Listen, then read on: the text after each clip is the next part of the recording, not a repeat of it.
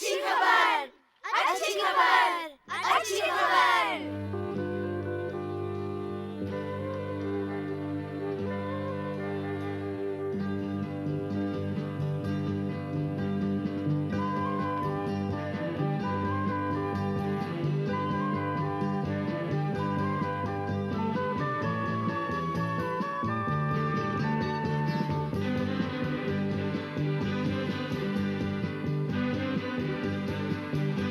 अच्छी खबर, अच्छी खबर।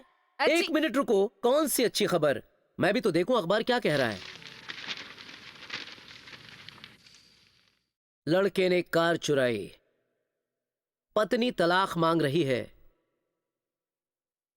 डाकुओं ने आकर बैंक से 10 लाख रुपए लूट लिए, सैकड़ों की मौत, एक नए युद्ध की शुरुआत। लड़के ने चर्च की खिड़की तोड़ दी। कहां है कोई अच्छी खबर? मुझे तो नहीं दिखी। ये सारी की सारी तो बुरी खबरें हैं। हम तो लोगों को खुश करना चाह रहे हैं। लोगों को खुश करना अच्छी बात है, परंतु उनसे यह कहकर नहीं कि बुरी खबरें अच्छी खबरें हैं। क्या तुम्हें पता है जग में इतनी बुरी खबरें क्यों हैं? वो इसलिए कि जग में कितना सारा पाप है। पाप मतलब? क्या तुम सचमुच पाप को नहीं जानते? शायद नहीं। क्या तुम्हें किसी चीज की बड़ी इच्छा हुई, तुमने पैसे बचाए इस आशा में कि उसे खरीद लोगे, पर जब तुम दुकान पर देखने को गए तब तुमने देखा जो तुम्हें चाहिए था वो उससे बढ़कर कीमती था जितना तुमने अनुमान लगाया था। उसे खरीदने तुम्हारे पास उतना नहीं था। बिल्कुल तुम इंतजार कर सकते थे जब तक जमा नहीं हो जाता, पर तुम्हें वो तभी के तभी चाहिए था, तो पैसे तुम अपनी माँ के बटुए से निकाल सकते थे। तुम्हें बस थोड़े ही चाहिए थे, 50 रुपए। उन्हें पता तक नहीं चलता। पर इतना याद करो, तुम वो पैसा लेना नहीं चाहते थे। तुम्हें पता था ये गलत है। तुम सब जानते हो वो 10 आज्ञाएं क्या हैं। तो 8वीं आज्ञा कहती है कि तुम चोरी नहीं करोगे। तो चोरी करना पाप है? बिल्कुल सही। साथ में कई और चीजें भी हैं। क्या कभी स्कूल में तुमने कड़ी परीक्षा दी? शायद तुमने सही तरह से अध्ययन नहीं किया होगा। कई प्रश्नों के उत्तर तुम दे नहीं पाए होगे। तो क्या तुम में प्रलोभन हुआ किसी दूसरे के उत्तर पत्र में झांकने का? ये तो बिल्कुल भी बेईमानी है। और बेईमानी करना पाप है। क्या होता है जब कोई भाई बहन एक दूसरे से झगड़ते हैं? जानते हो बाइबल कहती है हमें कभी भी झगड़ा नहीं करना चाहिए। मैं अपने भाइयों से कभी कभी झगड़ती हूँ। हम सभी उन बातों के दोषी हैं जो हमें नहीं करनी चाहिए। वो इसलिए कि हम सब पाप करते हैं। बाइबल कहती है हम सभी ने पाप किया है, और इसका अर्थ है हर एक।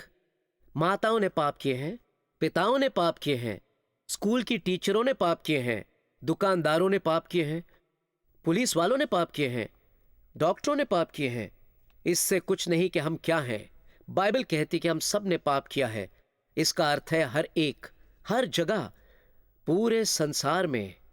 चाहे आप कभी कभी कितने ही भले क्यों ना बने, तब भी आप पापी हो, क्योंकि हम सभी ने पाप किया है।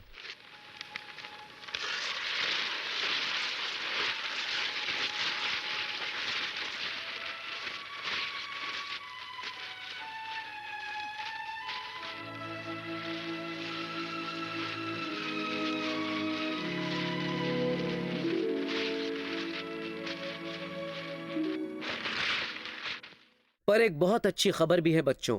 तुमने सुसमाचार का नाम सुना है? क्या सुसमाचार का अर्थ पता है तुम्हें? मत्ती, मरकुस, लूका और यूहन्ना। ऐसा है कि ये किताबें हैं जिन्हें सुसमाचार कहते हैं, लेकिन अपने आप में सुसमाचार इन किताबों का संदेश है। शब्द सुसमाचार यानी अच्छी खबर। प्रभु की ओर से अच्छी खबर क्या है? यीशु हमारे पापों के लिए क्रूस पर मरे।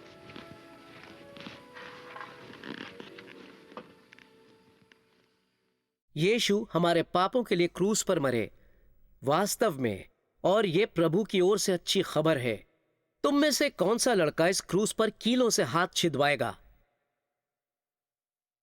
तुम इस क्रूस पर कीलों से लटकना पसंद नहीं करोगे, ना तो मैं। पर यीशु जिसने कोई भी पाप नहीं किया, वो क्रूस पर लटकाया गया तुम्हारे और मेरे लिए। कितना दर्द हुआ होगा ना? बिल्कुल हुआ, पर कुछ है जो इससे भी बढ़कर दर्द पहुंचाती है। जब यीशु क्रूस पर लटक रहे थे तब उन पर हमारे सारे पाप लादे गए थे।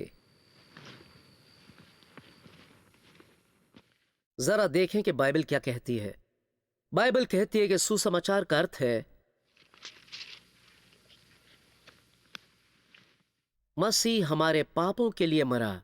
पवित्र शास्त्र के अनुसार वो दफनाया गया और तीसरे दिन वो जी उठा। पवित्र शास्त्रों के अनुसार।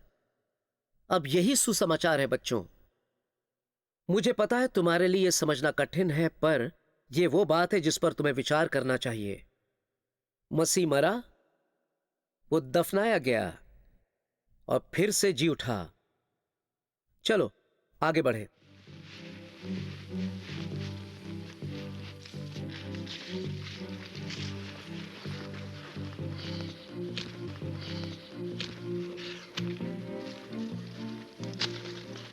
ठीक है, अब जरा कल्पना करें। यह रहा क्रूस,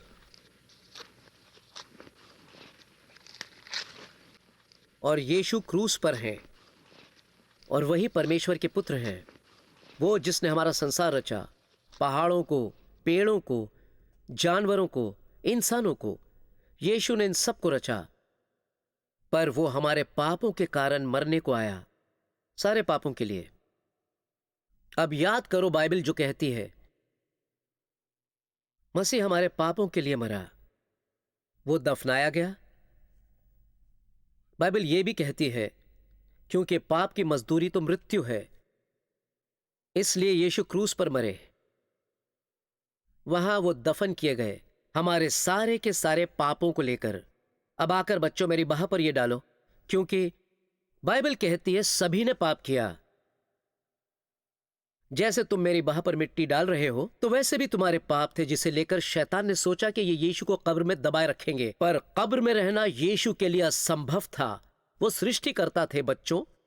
बाइबल बताती है कि पवित्र आत्मा का सामर्थ्य था जो यीशु की देह को स्पर्श कर गया और कब्र से बाहर ले आया।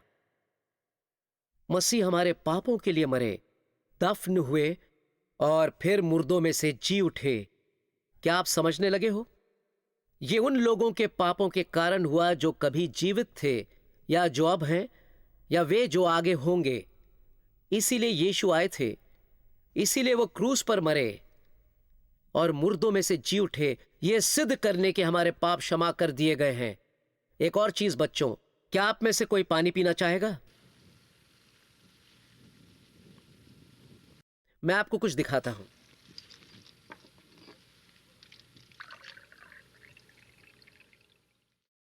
ये देखिए, अगर मैं विष की कुछ बूंदों को लेता हूं, ज्यादा नहीं, बस थोड़ी सी, क्या आप तब भी इस ग्लास से पिएंगे?